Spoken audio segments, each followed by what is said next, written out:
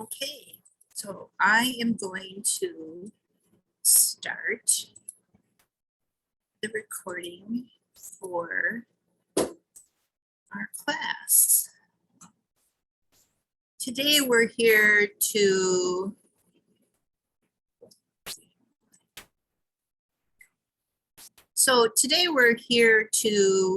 talk about ways to banish belly bloat.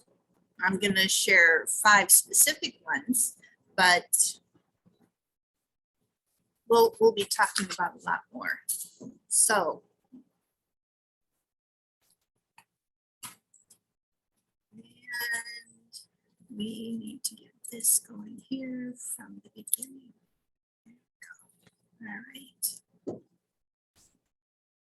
So, if you don't know it already, if you came here because somebody invited you or some other way, my name is Lynn DeBoer Johnson, and I'm a certified health coach through both the Institute of Integrative Nutrition and the Institute of Nutritional Endocrinology. I look forward to being your trail guide in this journey of discovery. I have many resources to use as together we investigate ways to support your body using traditional Chinese medicine, Ayurveda, herbs, and healing foods, movement, and so many other ways to nurture you. You will also be supported as you build your emotional and spiritual immune system. So often you find yourself giving and giving until there is nothing left to give. I will give you here to sit at my table to rest and breathe.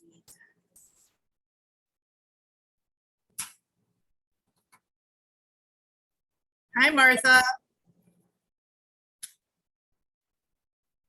Hi, Martha. I was just starting.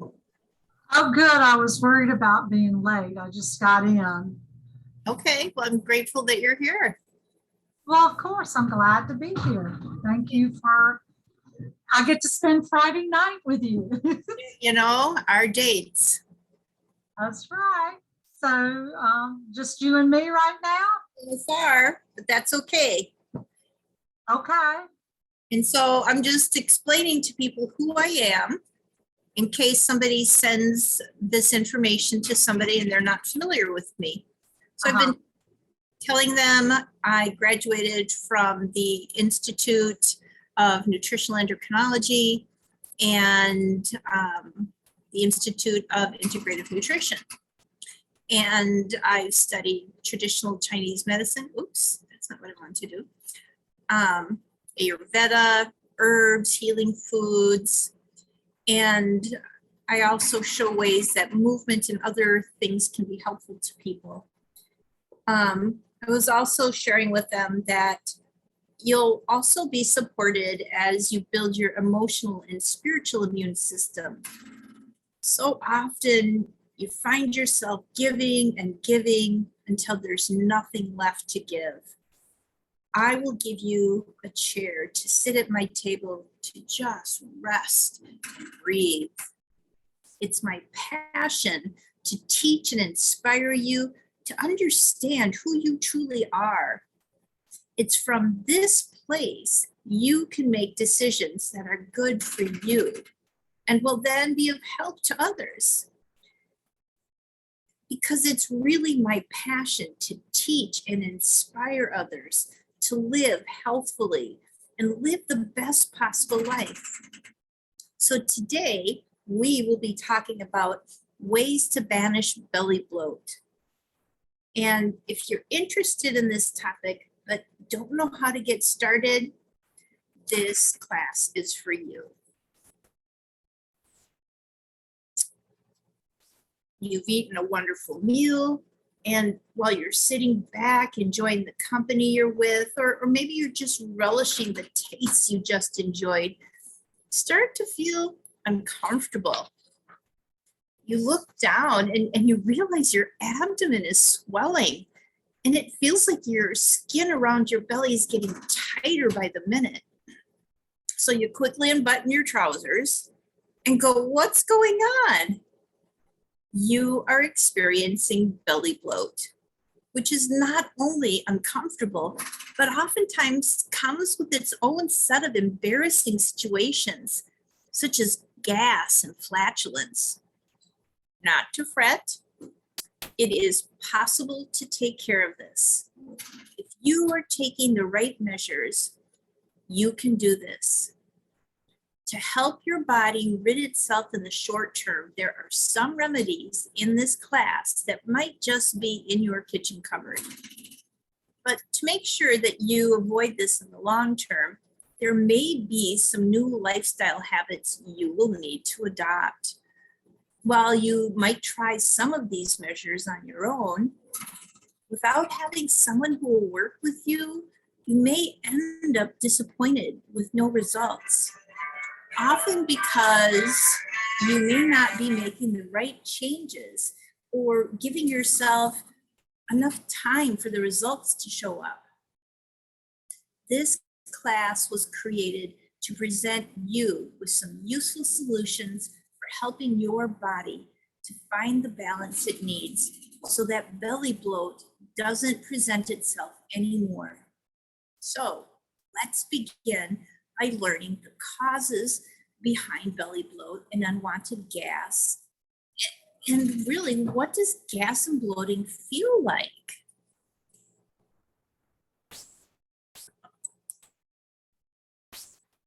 Bloating is experienced in the abdomen as a feeling of tightness or fullness. We kind of went through a scenario just a little bit ago. And sometimes you get a visibly bigger stomach that can be seen.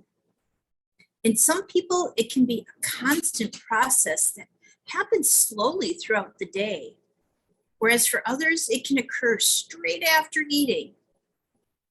If your abdomen sometimes feels swollen and uncomfortable, you're not alone. Bloating affects 20 to 30% of people. There are a few different symptoms associated with bloating, and not all of them will show up for you. Rather, frequency and intensity will differ for each individual.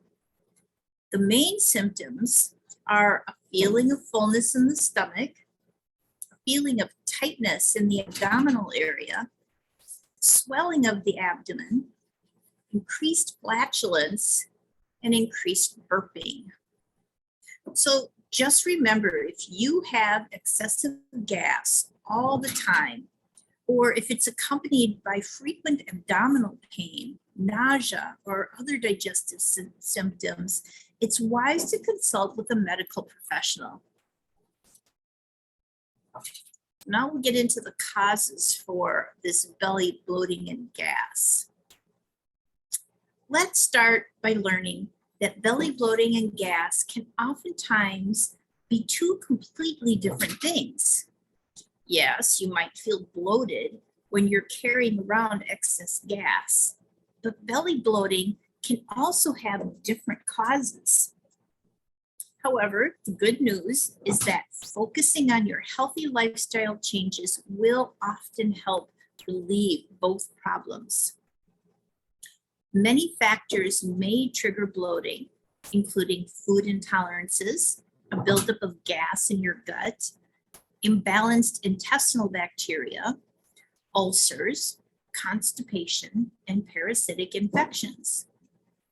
While you may often hear that gas is a natural part of being human, it's only because we as a society have gotten used to it.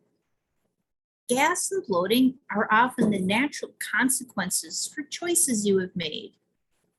It may be that we eat on the run, the foods we eat have little to no fiber, and there may be underlying food sensitivities. But you don't have to suffer with these consequences. Knowing how this gas and bloating occurs will help you to make different choices moving forward.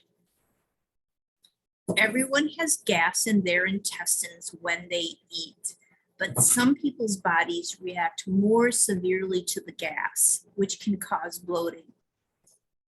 A newer theory about gas and bloating is that some people's nervous systems are more sensitive to gas, causing an overreaction in the gut, which causes bloating. More research is needed to establish this theory. Bloating is often due to the buildup of this intestinal gas. We all have bacteria in our intestines, and it will always produce some gas. Intestinal gas can build up to the point that we have to expel the excessive gas, known as flatus, or commonly farts. It's not at all abnormal for many people to do this as often as 25 times each day, typically more in the afternoon and evening than in the morning. There are a lot of ingredients in intestinal gas, such as hydrogen, methane, nitrogen, carbon dioxide, and oxygen. There are several reasons why this flatulence occurs. One of the most common is the fermentation of bacteria and other microbes in the colon. Fungi, yeasts, and bacteria break down food that moves through the small intestine. Bacteria in particular feed on undigested carbohydrates, leading to fermentation. This process results in the production of gas. And when it accumulates to a certain level, that leads to flatus. Hydrogen and carbon dioxide are produced by colon bacteria in the presence of poorly absorbed carbohydrates. If flatulence is accompanied by diarrhea and weight loss, it may indicate a malabsorption disorder, such as lactose intolerance or pancreatic insufficiency, and should be evaluated by your primary healthcare provider. Lactose is one of the most common sources of gas-causing carbohydrate, affecting people who are lactose intolerant, meaning they do not have the enzyme lactase needed to digest the carbohydrate. Typically, lactase is found in dairy products. A hypothesis suggests that poorly absorbed short-chain carbohydrates, collectively referred to as FODMAPs, which stands for fermentable oligo, di, and monosaccharides and polyols. They contribute significantly to bloating and flatulence. More common is excess flatulence after eating large amounts of poorly absorbed carbohydrates, such as beans or foods to which you have a food sensitivity. Common food sensitivities include milk and wheat products. The indigestible carbohydrate in beans that typically cause flatus is raffinose. Some in the medical profession think that bad bacteria in your intestines might cause bloating. The theory is that bad bacteria build up in your intestines, producing more gas in your GI tract, which causes bloating. Eating a high-fat meal can generate a large amount of carbon dioxide, some of which is released as gas. That's because carbon dioxide is produced in the small intestine when bicarbonate is released to neutralize stomach acid and fat during meals. It is unclear which types of fat are more likely to cause flatulence and bloating. Although trans fat is considered the prime suspect, other studies suggest that long-chain triglycerides found in many foods, including healthy fish, may be just as problematic. Gas that has a strong odor usually results from the metabolism of sulfur-containing proteins and amino acids in the intestines. Certain foods are inherently gas-producing.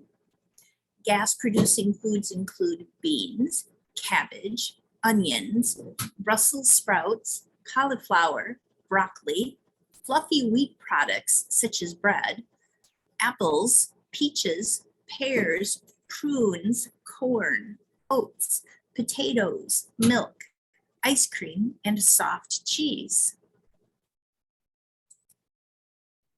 Foods that produce minimal gas include rice, bananas, citrus, grapes, hard cheese, meat, eggs, peanut butter, non-carbonated beverages, and yogurt made with live bacteria.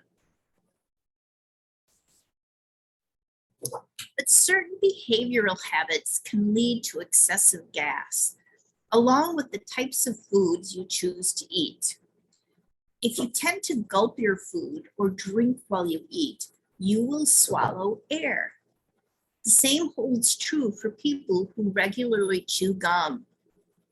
Not thoroughly chewing your food can lead you to swallow air. This in turn leads to bloating and belching. Bulky foods such as lettuce, cabbage, and dense breads not chewed into small enough pieces increase swallowed air. Typically, swallowed air contains oxygen, nitrogen, and carbon dioxide. It tends to not have a foul smell, but it does contribute to the discomfort associated with gas. People vary widely in how sensitive they are to gas production. Keeping a food record to document incidences of gas in relation to foods eaten can shed light on whether food or behavior may be aggravating the situation. If you feel bloated, you might automatically assume that your stomach is getting larger as a result, but that's not the case. Some people habitually swallow air, called aerophagia. They're usually unaware they do this, and the cause is often anxiety related. The gas swallowed is composed mainly of oxygen and nitrogen. Most of the oxygen is absorbed by the mucus lining of the gut or is used up by colon bacteria, with very little ending up in flatulence. Nitrogen, on the other hand, is poorly absorbed by the mucus lining, and most of the swallowed nitrogen ends up in flatulence. Overeating is another cause for bloating. Be mindful of feeling satisfied as you eat. When we have celebrations, we can be so caught up in the festivities that we mindlessly eat. We end up with what my kids call a food baby. When you know you will be attending an event with lots of food, make sure you still at least eat breakfast, and then maybe a light meal if the occasion is in the evening. That way, when the events occur, you may not be as tempted to eat as much. Bloating can also be caused by eating too much salt or not drinking enough fluids, specifically water or herbal teas that are hydrating. Bloating is a common symptom of menstrual periods. The drop in progesterone and estrogen levels during a person's period is sometimes responsible for causing bloating. These hormonal fluctuations can also cause water retention, which looks like bloating. However, there may also be some medical issues or a chronic intestinal or stomach issue behind excess gas for some people.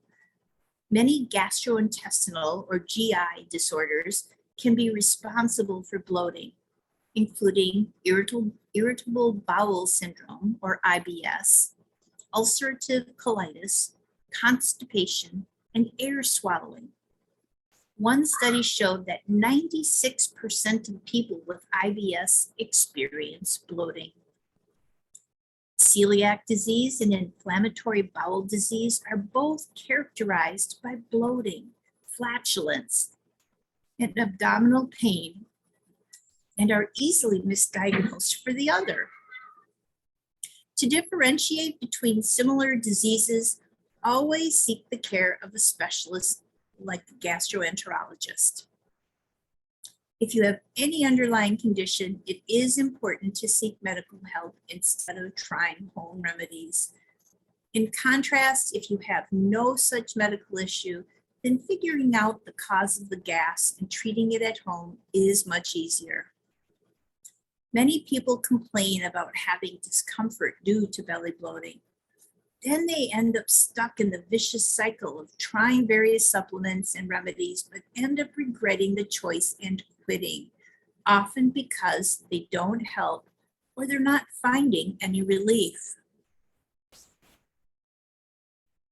Belly bloating and gas usually occur due to the following things: eating your meals too fast, not chewing your food completely while eating, drinking carbonated and sugary beverages on a daily basis, having hormonal imbalances that disturb your internal functions, certain food allergies or intolerances to food items, overeating, poor lifestyle with lack of physical activity, swallowing more air with food, eating a higher portion of legumes or whole grains, some medical conditions such as chronic intestinal disease, mild or chronic constipation, and inflammation caused by a poor diet high in carbs. I've broken these down into behaviors and foods. First, we'll look at behaviors. So, talking while eating, eating while upset, smoking or chewing tobacco, using a straw or sports bottle, overloading your stomach or overeating, deep sighing, drinking very hot or cold beverages, chewing gum or eating hard candies, drinking water from a fountain, tight-fitting garments, long-term use of medications for relief from cold symptoms, eating your meals too fast, not chewing your food completely while eating, and poor lifestyle with lack of physical activity.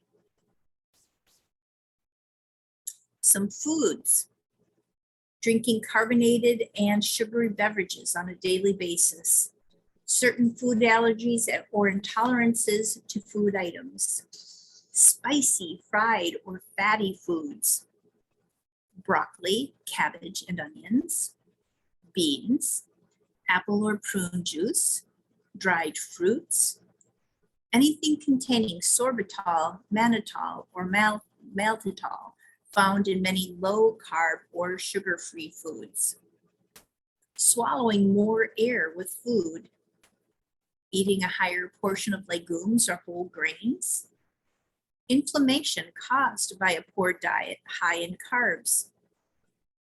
Do you recognize any of these causes in your life? By making small changes in these areas, you can begin the process of healing your gut and eliminating the bloating and gas.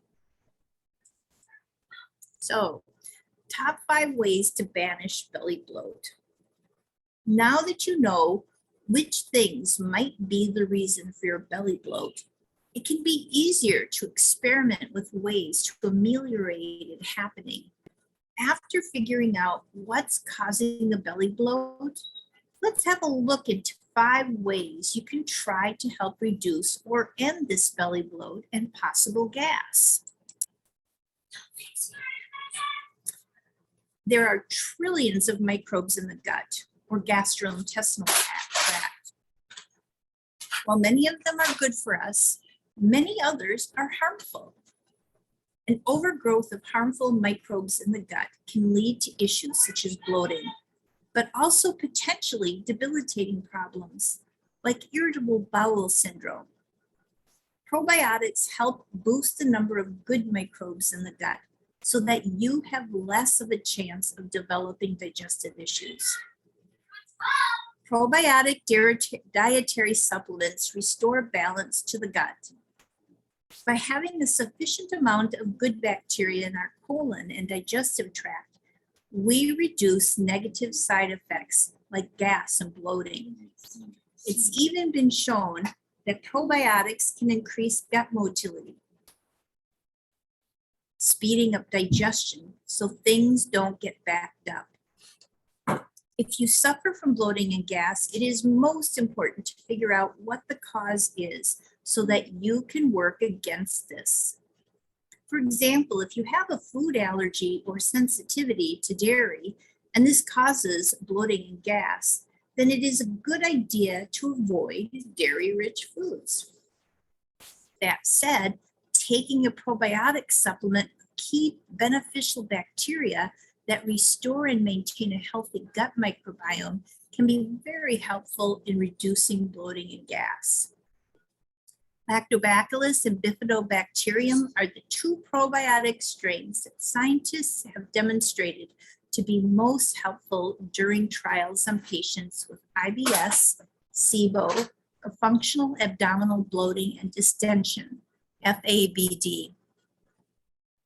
Research has found that specific strains of probiotics, including Bifidobacterium lactis BI-07, Bifidobacterium lactis HN019, and Lactobacillus acidophilus NCFM, can reduce constipation and bloat. In one study, participants took a probiotic containing both Bifidobacterium lactis BI-07 and Lactobacillus acidophilus NCFM twice a day for 8 weeks. Those in the probiotic group showed significant improvement in bloating severity, while the placebo group did not. In another study, taking a probiotic supplement containing Bifidobacterium lactis HN019 for 28 days was found to increase bowel movement regularity and ease constipation, two common culprits of bloat.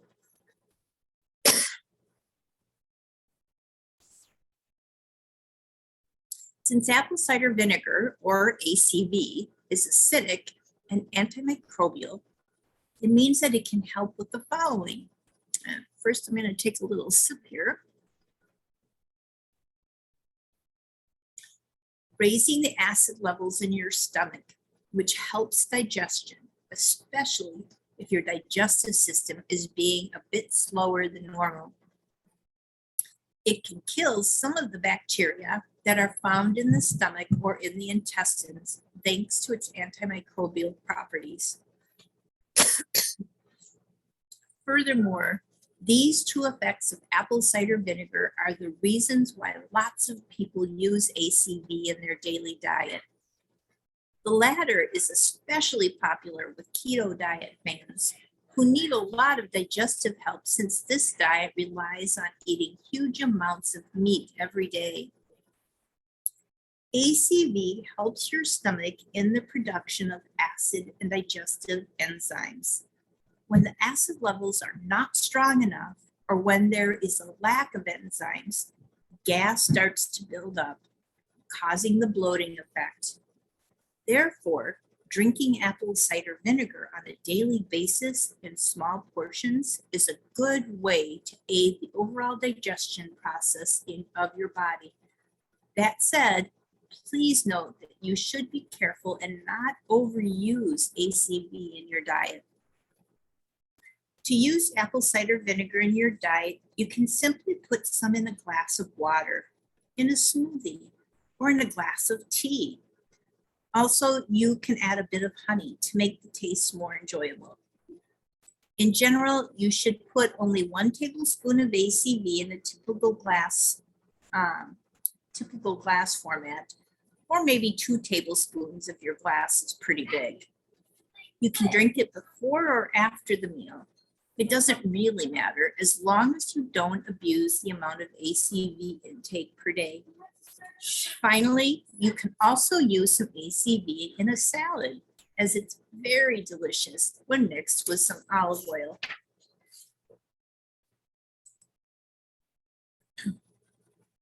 In traditional medicine, peppermint is widely recognized for helping soothe digestive issues. It has a cool, refreshing flavor. Its botanical name is Mentha piperita. Test tube and animal studies suggest that plant compounds called flavonoids found in peppermint may inhibit the activity of mast cells. These mast cells are immune system cells that are abundant in your gut and sometimes contribute to bloating. Animal studies also show that peppermint relaxes the gut, which may relieve intestinal spasms, as well as the bloating and pain that can accompany them. Additionally, peppermint oil capsules may alleviate abdominal pain, bloating, and other digestive symptoms. Peppermint tea hasn't been tested for bloating. However, one study found that a single tea bag supplied 6 times more peppermint oil than a serving of peppermint leaf capsules. Therefore, peppermint tea may be quite potent. You can buy single ingredient peppermint tea or find it in tea blends formulated for stomach comfort. To make the tea, add 1 tablespoon of dry peppermint leaves, 1 tea bag, or 3 tablespoons of fresh peppermint leaves to 1 cup of boiled water. Let it steep for 10 minutes before straining.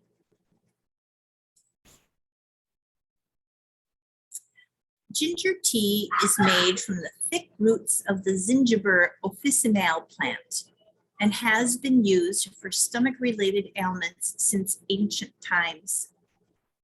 Human studies suggest that taking 1 to 1.5 grams of ginger capsules daily in divided doses may relieve nausea.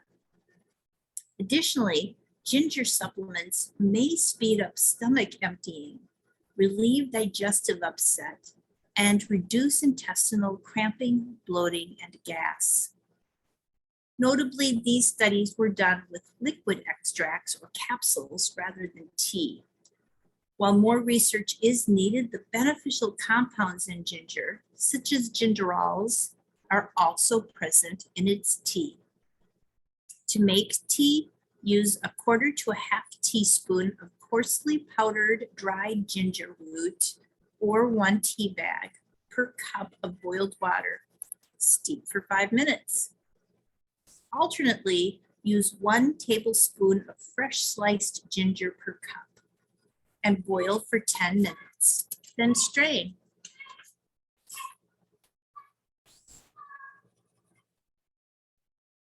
I do want to say that ginger tea has a spicy flavor, which you can soften with honey and lemon. Okay, enzymes. From your breakfast to your midnight snack, your daily diet probably has a lot of variety.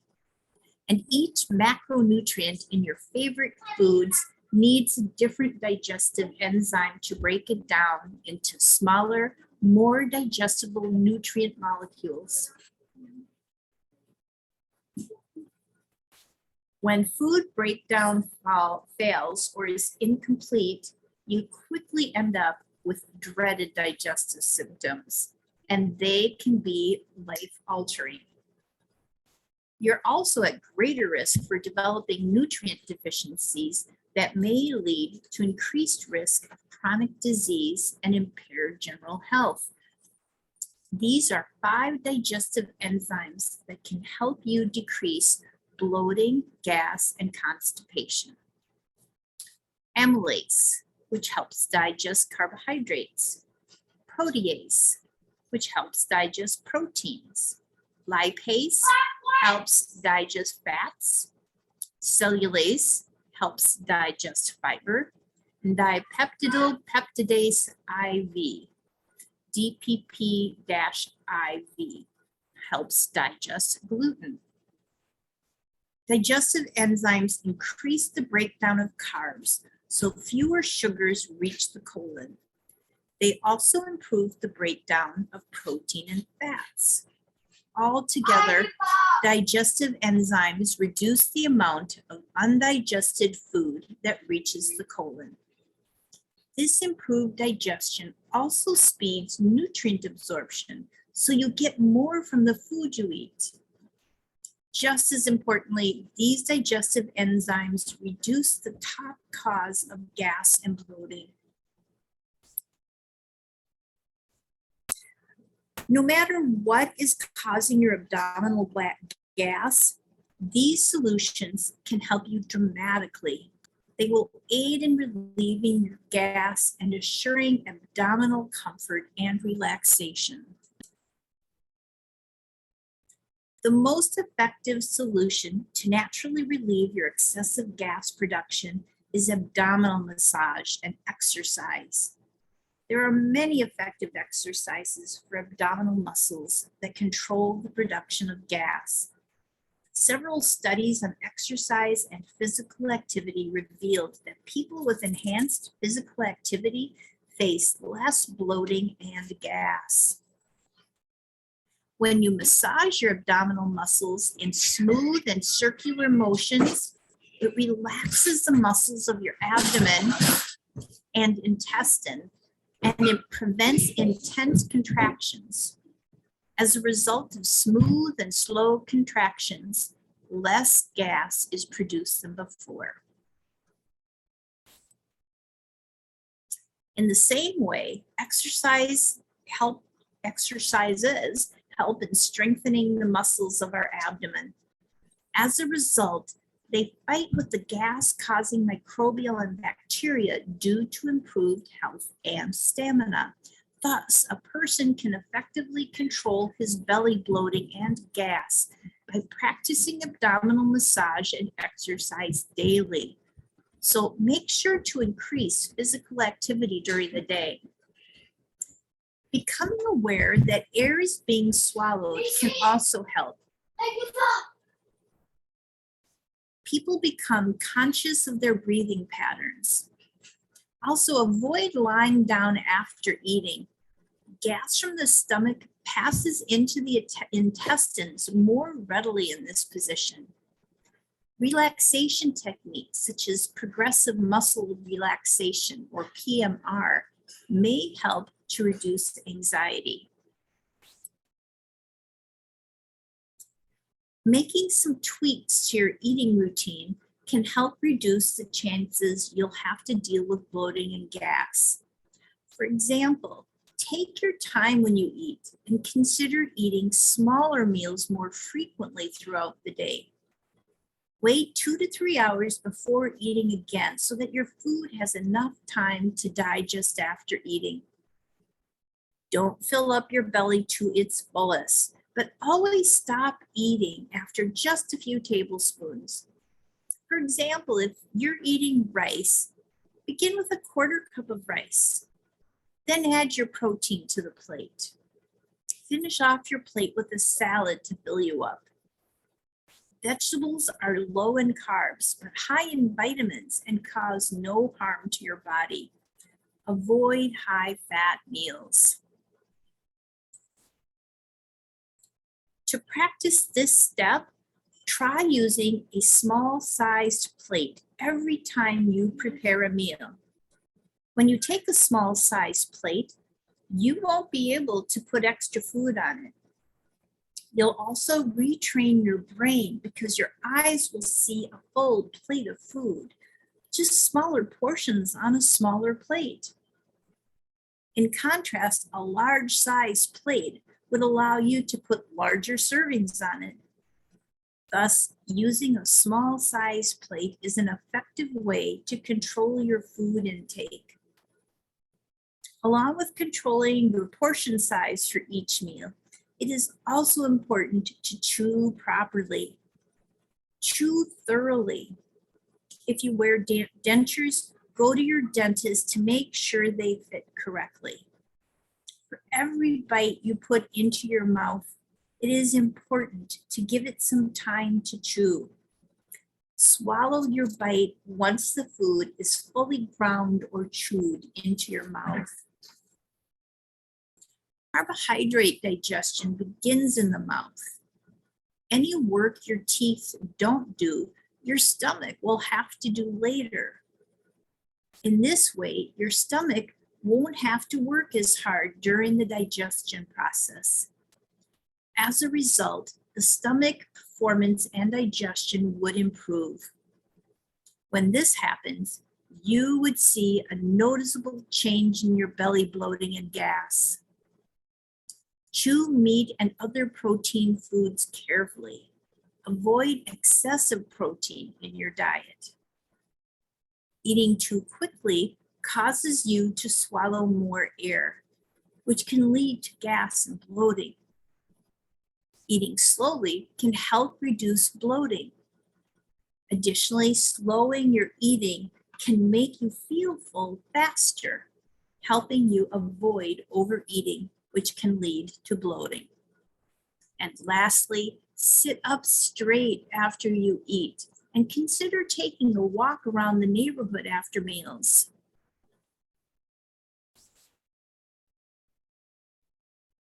When we drink too much water during a meal, it starts affecting the process of digestion.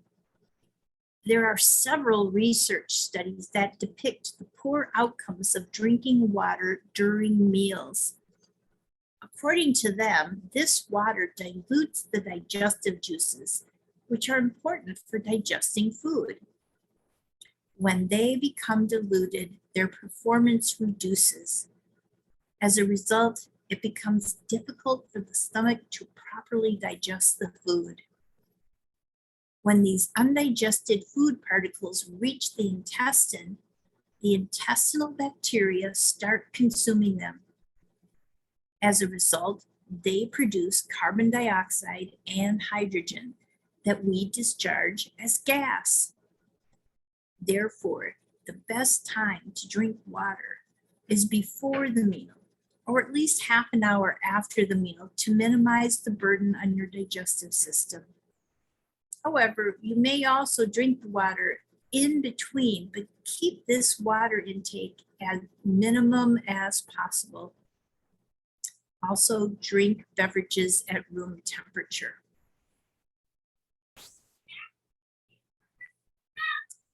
Carbonated and sugary beverages are the main cause for creating gas and bloating in the belly.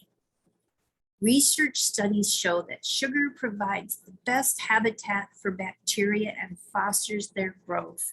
Thus, when the amount of sugar or glucose level increases in our body, it supports bacterial overgrowth. The more bacteria in the gut, the more gas production you would experience.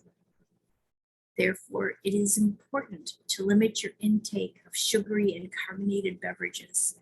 It will not only help in resolving gas and belly bloating issues, but many other health issues as well.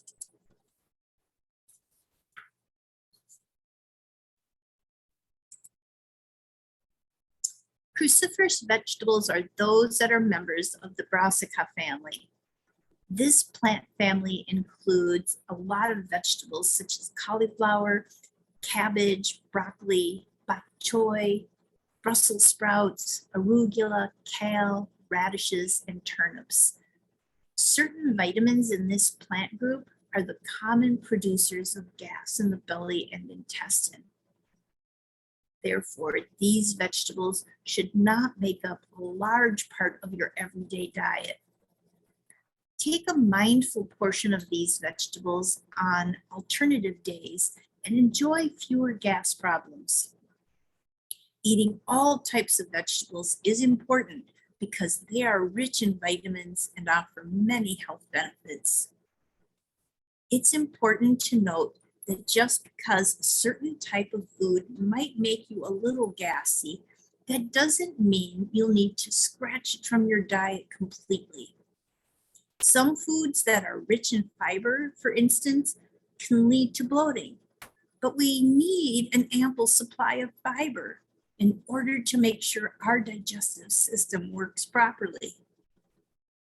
If you frequently experience bloating after consuming high fiber foods, you might want to eat them in smaller amounts. Additionally, drink plenty of water throughout the day.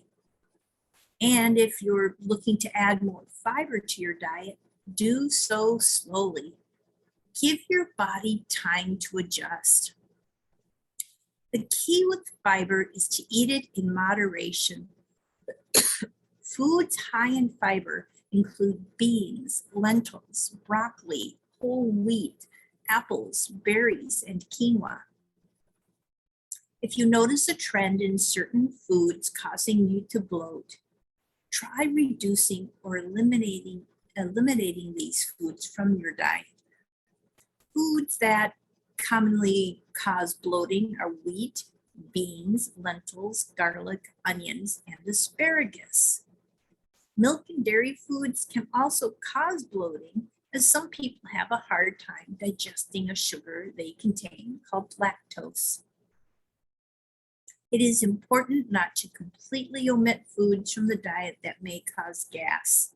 As we know, a high fiber diet is important for bowel regularity and colon health.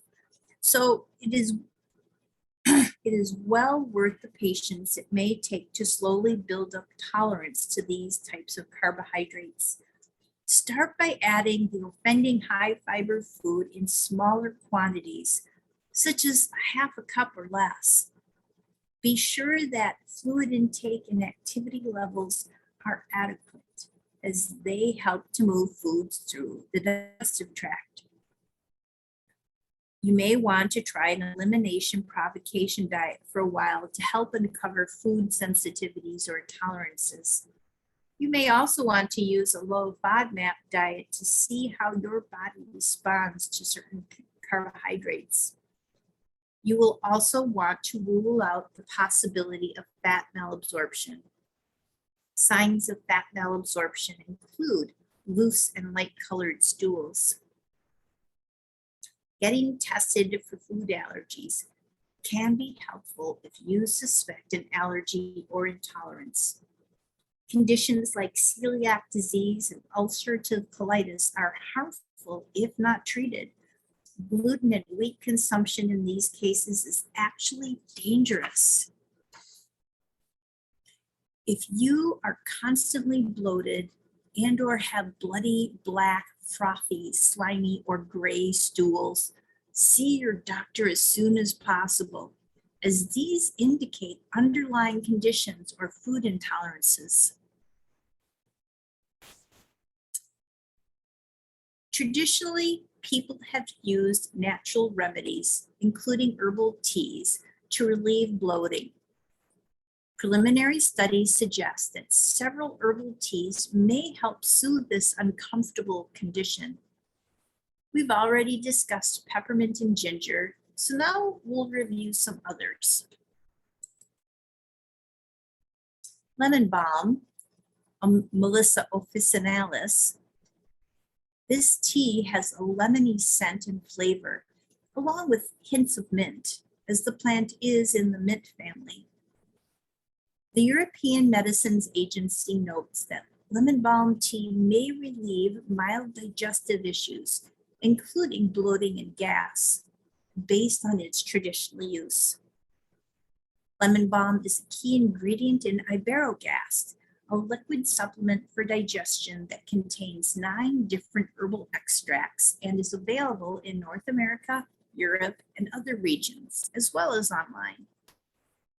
This product may decrease abdominal pain, constipation, and other digestive symptoms, according to several human studies.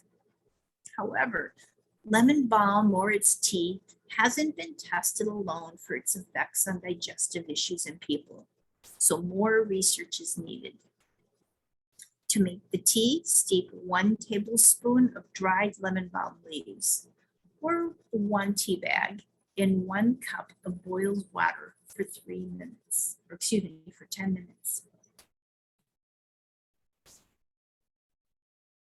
Wormwood, Artemisia absinthium, is a leafy green herb that makes a bitter tea. It's an acquired taste, but you can soften the flavor with lemon juice and honey. Due to its bitterness, wormwood is sometimes used in digestive bitters. These are supplements made of bitter herbs and spices that may help support digestion. Human studies suggest that 1 gram capsules of dried wormwood may prevent or relieve indigestion or discomfort in your upper abdomen. This herb promotes the release of digestive juices, which can help optimize healthy digestion and decrease bloating.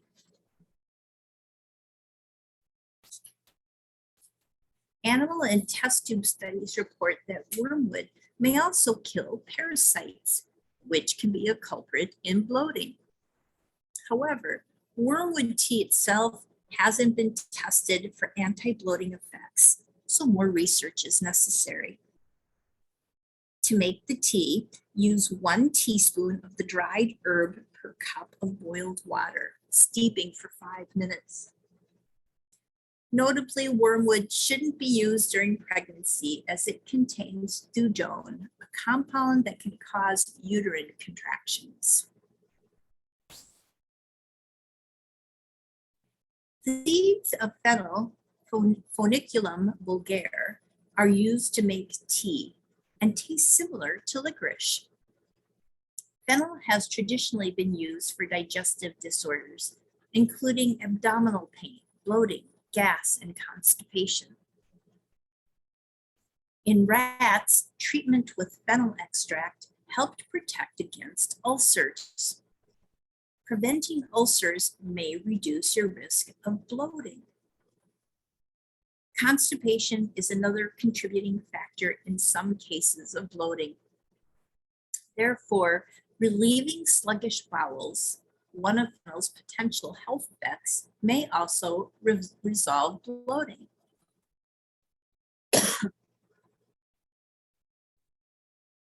Another sip. When nursing home residents with chronic constipation drank 1 daily serving of an herbal tea blend made with fennel seeds, they had an average of 4 more bowel movements over 28 days than those drinking a placebo. Still, human studies of fennel tea alone are needed to confirm its digestive benefits. If you don't want to use tea bags, you can buy fennel seeds and crush them for tea. Measure 1 to 2 teaspoons of seeds per cup of boiled water. Steep for 10 to 15 minutes. Gentian root comes from the Gentiana lutea plant, which bears yellow flowers and has thick roots. The tea may initially taste sweet, but a bitter taste follows. Some people prefer it mixed with chamomile tea and honey. Traditionally, gentian root has been used in medicinal products and herbal teas formulated to aid bloating, gas, and other digestive issues. Additionally, gentian root extract is used in digestive bitters. Gentian contains bitter plant compounds, including iridoids and flavonoids, that stimulate the release of digestive juices and bile to help break down food, which may relieve bloating. Still, the tea hasn't been tested in humans, and it's not advised if you have an ulcer, as it can increase stomach acidity. Thus, more research is needed. To make the tea, use 1/4 to 1/2 teaspoon of dried gentian root per cup of boiled water and steep for 10 minutes. Chamomile, Camellia romani, is a member of the daisy family. The herb's small white flowers look like miniature daisies. In traditional medicine, chamomile is used to treat indigestion, gas, diarrhea, nausea, vomiting, and ulcers. Animal and test tube studies suggest that chamomile may prevent Helicobacter pylori bacterial infections, which are a cause of stomach ulcers and associated with bloating. Chamomile is also one of the herbs in the liquid supplement Iberogast, which has been shown to help decrease abdominal pain and ulcers. Still, human studies of chamomile tea are needed to confirm its digestive benefits. The chamomile flowers contain the most beneficial components, including flavonoids. Inspect dried tea to ensure it's made from flower heads rather than leaves and stems. To make this pleasant, slightly sweet tea, pour 1 cup of boiled water over 1 tablespoon of dried chamomile or 1 tea bag and steep for 10 minutes. This tea is made from roots of the Angelica archangelica plant, a member of the celery family. The herb has a bitter flavor, but tastes better when steeped with lemon balm tea. Angelica root extract is used in iberogast and other herbal digestive products. The herb's bitter components may stimulate digestive juices to promote healthy digestion. Additionally, animal and test tube research notes that Angelica may relieve constipation, which is a culprit in bloating. Overall, more human research with this root is needed. Some sources claim that Angelica root shouldn't be used during pregnancy as there isn't enough information on its safety. You should always consult your doctor before using any herb during pregnancy or while breastfeeding to ensure proper care. A typical serving of Angelica tea is 1 teaspoon of the dried root per cup of boiled water and steep for 5 minutes. So that's a wrap, and I want to thank you for being here. Especially thank you, Martha. And if you're watching this recording, thank you. You're welcome. This is how you can contact me. You can email me at lynn@feedingyourhealth.com, or you can go to my website, feedingyourhealth.com, scroll to the very bottom of the home page, and you'll see a button there that says, schedule your free consultation. I also have a Facebook group called Sage Wisdom. So feel free to request to join if you're not already on there. That's how I got to you through your, I tried to find an email, but I guess you didn't send that out. You just do it through Facebook. Well, so there was a guidebook. And so everybody who got a copy of the guidebook got an email reminder. Oh, okay. But I did also put it on the event page on the Facebook group. Yeah, because my Facebook group is kind of special. Oh, yes, it is. But when you go to my Feeding Your Health website and you click on that schedule your free consultation, you will get a free 30-minute call if you are interested in talking to me about what's going on. Okay, I'll sign up now. I always love talking to you, but I want other people to do it. So let me. There we go. And you are welcome to come on camera too. So, my camera's all messed up. I crashed. Where did it go? put something on over it. There it is. All right. I've been on Zoom all day. It's a miracle. There you are. I've got this new chair and I've had a hard time adjusting. Yeah.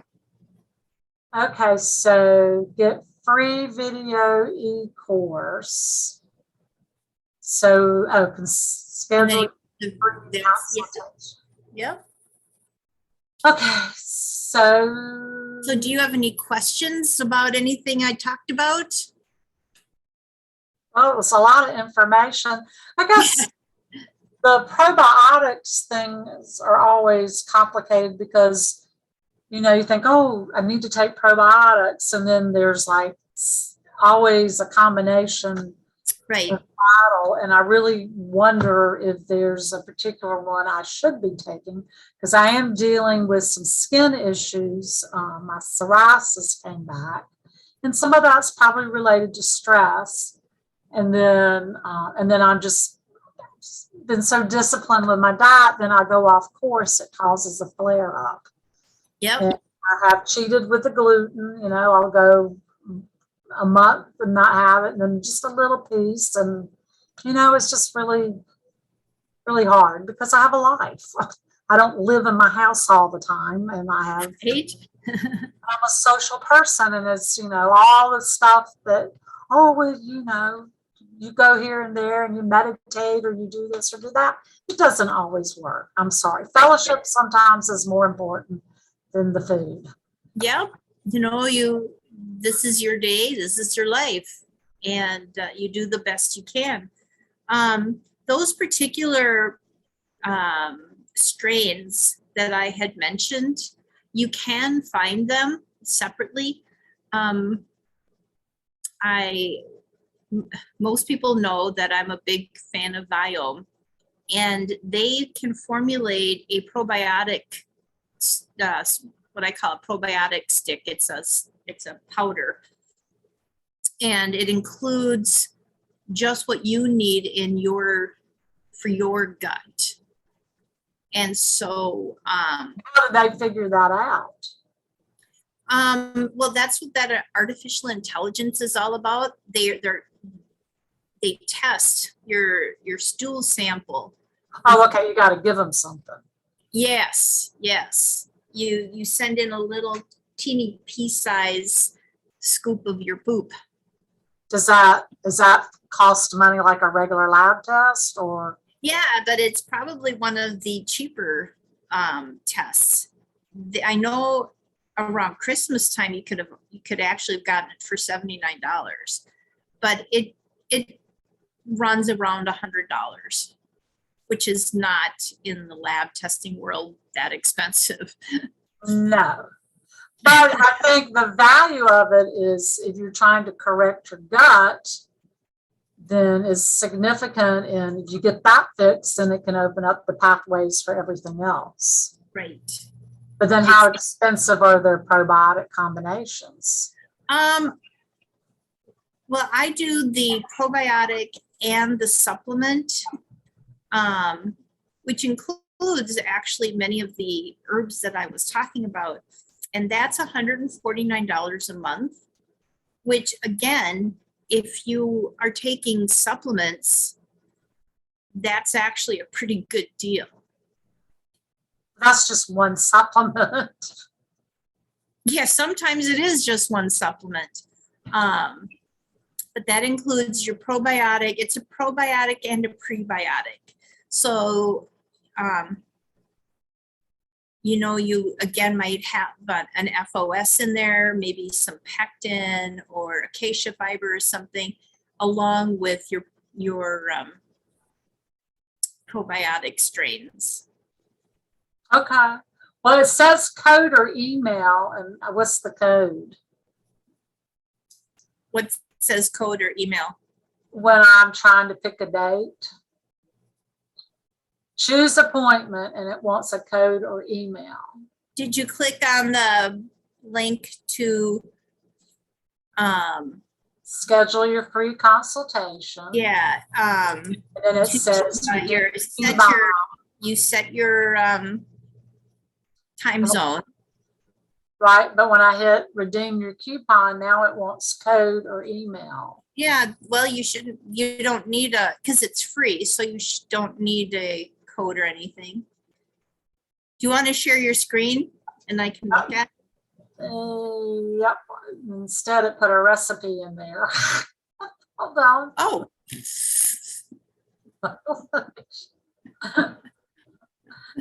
I'm sure I did something. So, can you see it? Oh, yeah. Let's take that out. Okay, so just. Oh my God! I hope it. Let me. Yeah, see. that you just leave blank. I wonder if I can just start over with it. All right. Yeah. So it says So I Yeah, thought redeem. that you just, you don't do anything with that. Just click, set your time zone, and now you choose a day and a time.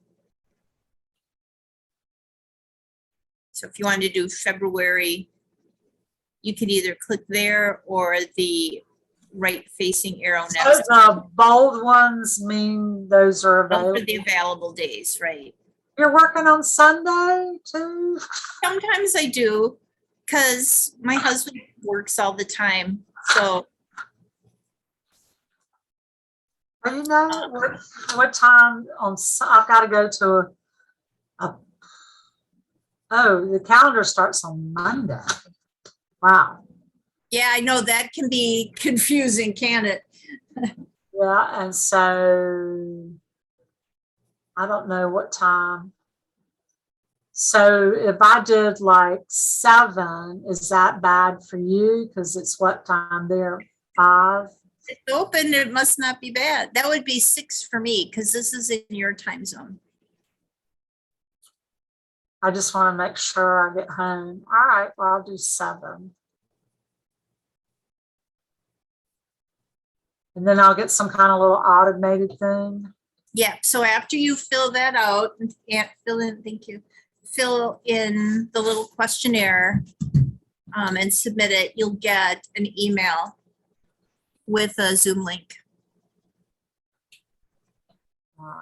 Because I've had to go back. I had to take some steroids because it was flared up so bad. And now I'm on Testa, and I really hate, I'm just like, for me to go on a drug is like, means I was really suffering. Well, did you download the guidebook? No, because I didn't get it. Because you said right. I put the link for the guidebook in the event page as well. And you're on my mailing list, right? Yeah. Yep. I get so much mail that I miss. Yeah. Then when I start to try to catch up, it means I get behind in trying to study. Oh, I totally understand. And it's so, I mean, and I've got to go back and retake all the tests, even though I have a certification in digestion, because Dr. Rita Marie doesn't want to pay her staff to tag everything. So now my time gets spent retaking. Well, the thing is there's so much going on. There's so much that we're learning that we just didn't know before. I know I'm always listening to podcasts or summits or seminars or anything like that. Oh, I am too. Well, I made a new little booklet. And this is all the other courses I have. Oh my. And so I'm trying to, like, even the software stuff I'm trying to learn. I'm writing, keeping kind of a diary of what I'm doing. And I guess I'm burned out. I'm listening to Dr. Rita Marie. It's been really good for me to seek out other avenues of learning. Like I've been doing Dr. Moll's, I hope that I said his name right, MOWLL, his diabetes program. And I love it. He's Brian, yeah, his is real simple, very consumer ended, you know, and so it's like, yeah, you know, I know this, but I love the way his language is different. And you know, you have to listen to different styles. You can't just listen to one. Absolutely. One platform. And so, and I'm not really putting good answers on here because you know me. What would you like to see yourself in 6 months? Fit, toned, and superwoman. There you go. We can talk. All right. And then, so I don't hit redeem coupon. I just hit complete appointment. Yep. Okay, now does this allow me to add it to my calendar? Yes, it does. Right there. Okay, because I find that really helps to have that on. Oh boy, does it. Yeah. There we go. Woohoo! There you are. Well, great. Okay, well that'll be a great way to wrap up my weekend. That I get to talk to Lynn. And thank you for that gift. Yeah. I enjoyed your seminar. Yes, I was familiar with lemon balm and ginger and chamomile, and I actually drink high strength chamomile every day. I do 2 every day. Nice. with lavender because it helps reduce inflammation. It's good for your heart. And then I figured with the skin thing going on, I just need the reduction in that inflammation. And so it doesn't make me sleepy. I drink it all day. And the lavender really makes it have a nice flavor. Okay. And then gentian, I'm not quite as familiar with that. And the angelica root, I've never used that. That's not something you really see, I guess, in a tea bag. You probably have to just order it. But I was familiar with the enzymes, and I forget to take mine. But yeah, I think maybe to help heal my gut or my liver, really need to concentrate on getting rid of the skin thing. Well, they just reflect each other. Your skin is just reflecting the state of your liver and gallbladder and your digestive system. Are you able to stop the share? Oh, I forget. Sorry. No, that's okay. Yeah, and I have 3 genes, 2 reds, and then the other 2 are 2 yellows for psoriasis. So I really have to watch it. And didn't have it till I was 35, and then it went away, and then it comes back in different places. Yes, stress really has a lot to do with it. Things like gluten can exacerbate it. But I don't. If I'm eating gluten, it's like I eat so little but I don't have this. I've got to go back and look at my celiac gene. But I know that it still could be a problem even if you don't. But I don't eat sandwiches. I don't eat bread unless it's pita bread or naan or something when my husband's home. Yeah. But I guess it just, I really need to be. Well, Dr. O'Brien says sometimes just even a little tiny bit can flare you up. Well, but I've had a conversation with somebody else in the program about this. It seems like when you refrain and reduce it all the way down to like really being good and fine tune it, you go and cheat us like a drug addict. That they don't know how to titrate it, and then all of a sudden they're like really sick because they went back to that drug. And that's the way I feel with gluten is that, right. And and you look at it, it's like it's just bread. Everybody else is eating it, and it should be okay. Everybody else is doing it, but I've done it all my life, and then it makes me sick, and then you add the stress, and I don't, that whole Dr. Rita Marie thing didn't help at all. So, well, too, because you'll often hear people who go to Europe and they eat bread and they're just perfectly fine. So it could be the way they, the type of grain that they're using and how they're making their bread. So doing more like a sourdough or something might have something to do with it. It's, that's why doing things like food journaling is really important. Yep, I went back to my Lose It app today. Okay. Well, I'm just, and it's so much easier to use than Chronometer. And you can give it, your clients can sign up for it, and you can get a copy of their diary. So I really like it. Okay. And it's not, it doesn't do all the nutrients, but most people just need to concentrate.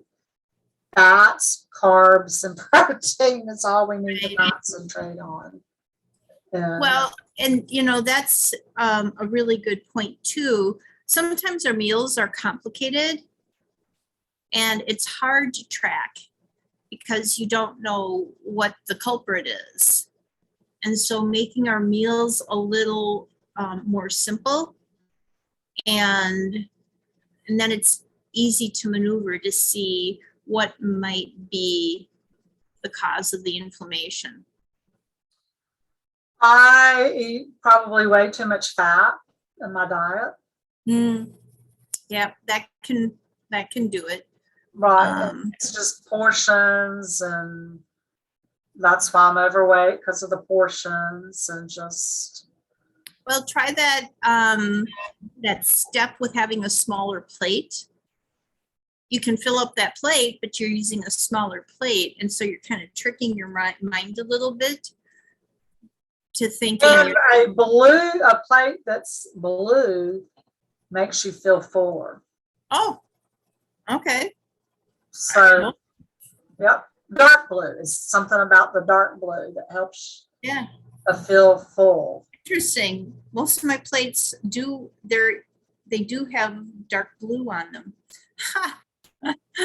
So at restaurants, that's why sometimes you'll see blue, because you won't, especially at the buffets, you won't eat as much. Interesting. Yeah. Yeah, so I try to just, and I'm here by myself, so it's easy to eat more. Yeah. Yeah. I'm here. Well, I'm not here much by myself anymore. You probably heard my grandkids in the background there, but I did. They were cute. It's real life. But my husband works a lot, so. Well, when people say something about Nabil being overseas, I just say, it's almost like they want to feel sorry for me. And I said, well, people sometimes, maybe you see each other, but you don't really get to spend time with each other. Yeah. Or some people's relationship, I know couples that people sleep in separate bedrooms. Yeah, I know. And it's not because of their work schedule. It's just they want to sleep by themselves. And or if somebody has snoring or whatever. Right, that CPAP machine. But I tease them and say, well, I just imagine you as a rock star, which is so funny because he's so not that. and that you have to be on the road and you're doing 36 cities in 40 weeks or something, Okay. Just those people, there's plenty of people have to live without their husband because of their job. Yeah. And this actually can also affect your digestive system and your bloating and everything because it's stressful. And if you're doing that much traveling, you also probably aren't taking time to eat a good meal and eating it slowly and chewing. And I do a good job with the chewing and the slow. But I forget to take my enzymes. And now I'm going to remember. Right now I'm using Matt Monarch's probiotic powder. Okay.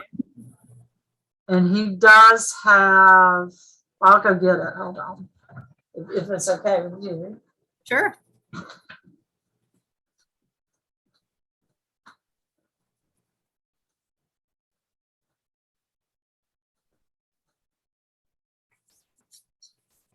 I am going to stop this recording. There we go. Okay, because I know one